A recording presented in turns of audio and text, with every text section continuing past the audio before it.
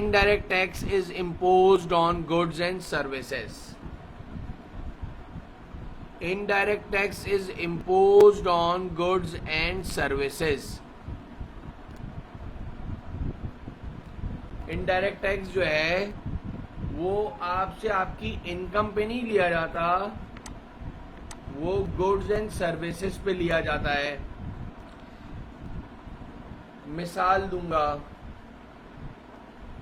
आप बाहर कोई पैंटीन का कोई शैम्पू खरीदते हो, कोई सा भी डव का कोई डिटर्जेंट खरीदते हो, कोई सर्फ खरीदते हो, तो देखा होगा एक रिटेल प्राइस लिखी होती है, उसके साथ जीएसटी लिखा होता है मेरा बेटा.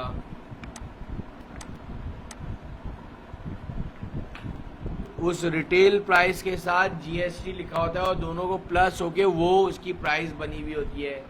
बिस्किट्स पे लिखे हुए होते हैं.